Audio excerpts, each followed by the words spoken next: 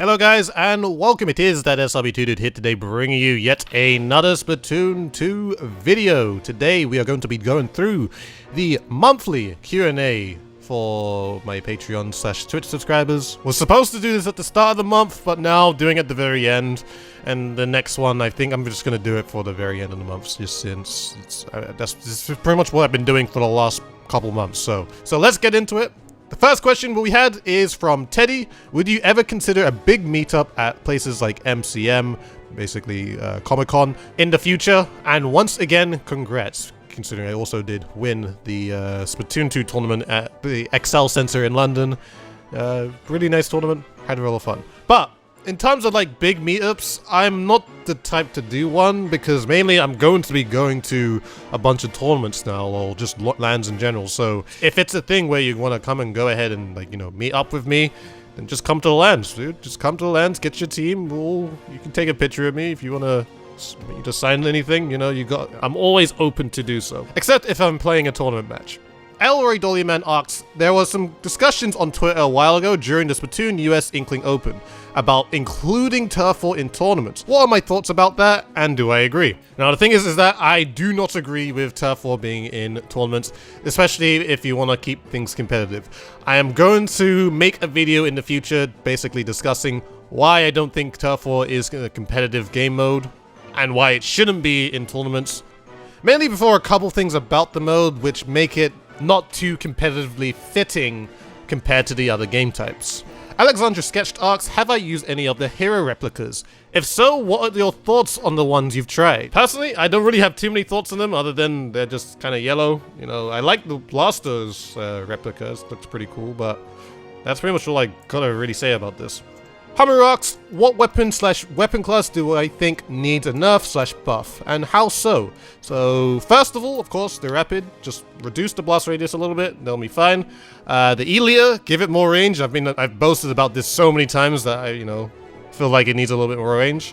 The Splattershot Pro, honestly, I feel like the weapon itself needs a little bit more love. Like, give it the extra range it did have back in Splatoon 1. I think that would be pretty nice to have. And the Undercover Umbrella, I think they just should make the shield just a little bit stronger. Or if not that, then make the range just a little bit longer too. And that'll pretty much be all my buffs and nerfs. Sky Guys asks, are you going to stream Sonic Mania? Please give a date. Do the anime. Also, if you've watched the Sonic Mania adventure shots, what do you think about them? I haven't watched them, so I have no thoughts of them. And Sonic Mania stream, let's go for August. I know I keep delaying it, but let's go for August. Sensory asks, what are my thoughts about the Foil Squeezer as a potential alternative to Forge Pro / as a weapon in general? I just picked up the weapon and found it quite interesting as it outranges most weapons, but maybe kind of suffers from ease of maneuvering as your fingers are so busy shooting. Now, personally, I really like the Foil Squeezer. I mean, at this point in the time, Foil Squeezer is really strong. I would say it can be stronger than the Forge Pro.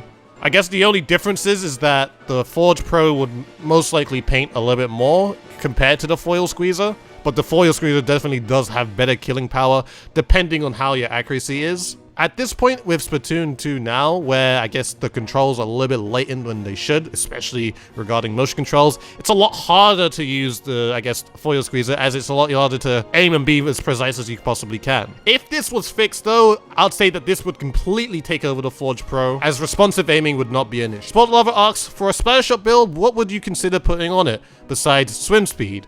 I would make sure that you have a little bit of special saver, quick super jump, and quick respawn. Now, why 3 of those perks, or just having those perks in a build, is just to capitalize a little bit more on your splashdown, considering you can't just really just walk up to people, go for a splashdown, and then hope that you're gonna survive. Like, I feel like at this time, it's better to make sure that you're using splashdowns when you're coming back in from jumps. So this is why I say special saver. So if you had a splashdown, you die with it, you should be able to build it up really quickly in your spawn.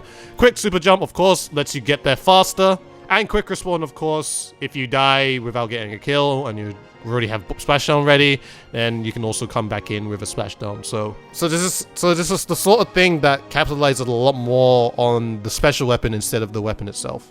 Zark has asked, how would I fix Turf War so it is more about the entire match rather than generally the last 30 seconds?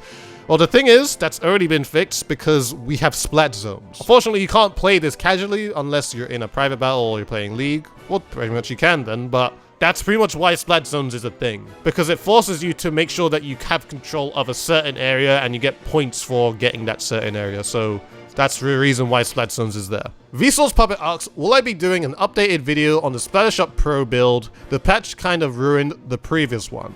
Now, this is a kind of the thing why I've been kind of laying off on doing Gear Labs. Considering we're getting so many patches every single time, like I've only ever done one episode of Gear Labs, but we've getting so many new patches and so many new things keep continuing to change. The meta keeps changing, so I keep getting scared to actually produce one because decent gear builds keep changing for the weapons that are pretty much used in this game. So it makes it a lot harder for me to actually think, okay, this is what you want to use, and then there's a new patch that comes out, and it's just like, well, okay, well, this is what you wanted to use 2 months ago, but now you have to use this. So probably I will make a updated version of, I guess, my Splatoon Pro build. Drift asked, what is my least favorite map in Splatoon 2 and why? So I gotta say, Schellendorf Institute, personally, really do not enjoy this map, mainly because of, like, I guess, the glass. Like, I don't really like going on the glass / roof, whichever you want to call it. It's just a really awkward place to fight, and honestly, that's pretty much the only reason. Flurry asks, how do I train map / player awareness? You've been struggling with this, and you died foolishly to awaiting opponents too many times. And it's morely a thing where, I guess, you just gotta slow down. Like, you just gotta slow down, shark a little bit, and just kind of watch what people are doing. So, like, if you feel like someone may be next to you, or if you can hear things, I guess, from your headset, if you do wear one, then just make sure to watch. Like, prioritize them watching more than just going in and moving. In other words, just become more cautious when you're taking on things. Anomika asks, when are you going to hire another bot? Muxibot or more like Toxicbot?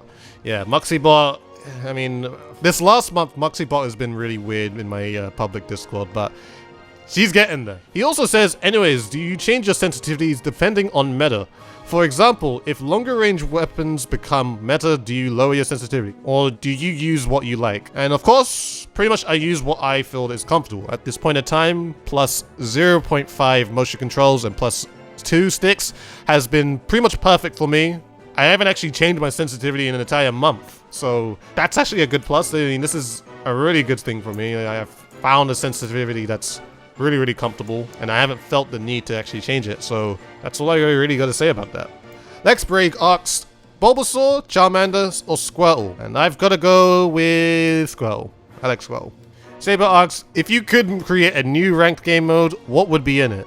And honestly, that's an extremely hard question, especially with a game like Splatoon 2, where you need to make sure that your players are moving towards the objective or anything like that. I've already made my suggestion in the one video, and then Nintendo pretty much made it, Clan Blitz, and now everyone hates it. That's kind of funny. But pretty much, that was literally my only idea of if I was to make another game type. I'll need like probably a couple days to even think of making something like that. John W. asked, if you had never found out about SRB2, would your name still be a variant of Dude? Honestly, I actually don't know, because technically SRB2 was I guess, the place where I created the name Dude. You know, it was kind of from a lazy decision, of course, but it was created from that. And I didn't play any other multiplayer game before that because I didn't have any other aliases before that. So I don't know if it would or would not be, but I'm just glad that it is right now. Banana Man asked, thoughts on Pokemon Let's Go? Now, I actually really like it. I think it's going to be really cool. And I can't wait because it's actually coming on the Switch as well, so I can also stream it. So when it comes out, definitely expect to stream.